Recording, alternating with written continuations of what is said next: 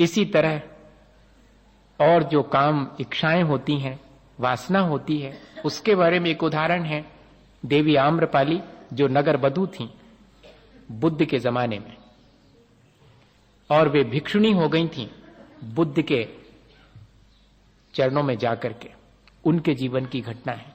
वे अत्यंत सुंदर थीं, और जब वे एक बार बुद्ध के आश्रम में आई तो बुद्ध ने एक संदेश जारी किया अपने भिक्षुओं को कि देवी आम्रपाली जब आश्रम में आए मेरे दर्शन के लिए, भिक्षुओं के दर्शन के लिए, तब मेरा आदेश है कि कोई भी भिक्षु उन्हें आंख उठा करके देखेगा नहीं, सब उनके आने पर अपनी आंखें नीची कर लेंगे। ठीक है, लेकिन कुछ भिक्षुओं के मन में उनके रूप देखने की इच्छा थी। हां, कि देखें कैसा रूप है, लोग बहुत उस पर आसक्त हो जाते हैं, कैसा रूप है। तो कुछ भिक्षुओं ने जाकर के आनंद, जो उनके श्रेष्ठ भिक्षु थे, उनसे कहा कि यदि अचानक देवी आम्रपाली दिख जाएं तो क्या आदेश है बुद्ध का। तो बुद्ध ने कहा कि देखने की चेष्टा मत करना, दिख जाएं तो कोई हर्जा नहीं। कुछ भिक्षु उसमें भी थे कि बाय द वे जब वो निकले और अचानक हम ना देख पाए, और देखने की तो बहुत इच्छा है, तो सीधा पूछो ना कि अगर किसी की उनको विशेष रूप से देखने की इच्छा हो तब क्या आदेश है आपका।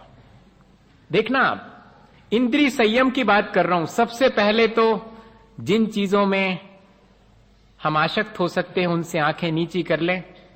अचानक दिख जाएं तो कोई हर्जा नहीं, देखने की इच्छा हो जाए तब फिर क्या करें।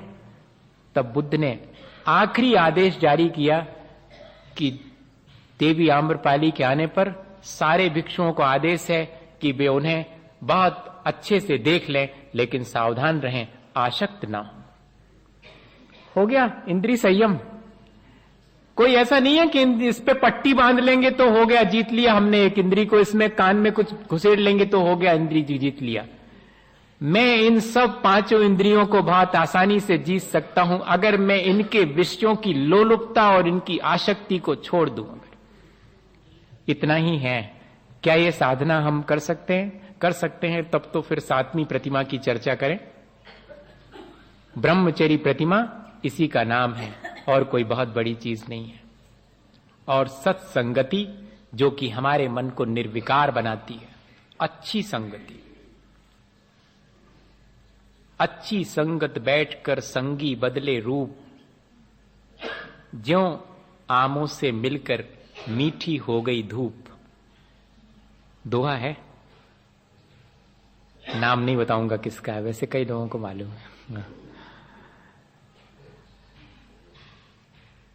पानी बरसता है, धूल में मिले कीचड़ बन जाता है।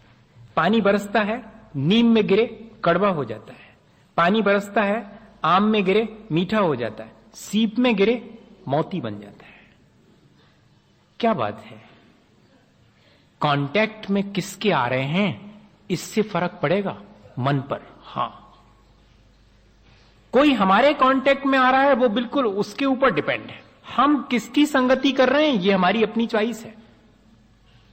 हमारे मन को जो विकृत करे उसकी संगति मत करना, वो सत्संगति नहीं कहलाएगी। सत्संगति वो है जिसके साथ रह करके हमारा मन निरंतर निर्विकार होता है, हमें कल्याण का मार्ग सूझने लगता है। वो समझना कि सत्संगति, और सत्संगति वो है जो हमेशा हमारे साथ रहे। संसार के सारे लोग थोड़ी दूर तक हमारा साथ देते हैं, वास्तव में हमारे साथ रहने वाली कौन सी चीज है?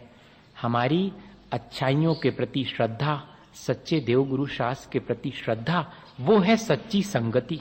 वो लाइफ लॉन्ग ही नहीं, आफ्टर लाइफ भी हमारे साथ चली जाती है।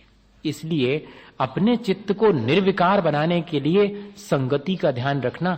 ऐसा साहित्य जो मन को विकृत करे, ऐसे लोग जो मन को विकृत करें, ऐसा स्थान जो कि मन को विकृत करे, इन सब से बचने की कोशिश करना। क्योंकि अभी हम बहुत कमजोर हैं, हमारे ऊपर निमित्तों का बहुत असर पड़ता है। इसलिए संगति करना तो ऐसी संगति जिससे लोग करते हैं संगति संसार में इंटरटेन करने के लिए, हंसी और मजा करने के लिए। वो कह रहे हैं संगति तो वो श्रेष्ठ है जिससे कि हमें हमेशा अपने हित और अपने कल्याण करने का मार्ग प्रशस्त होता रहे।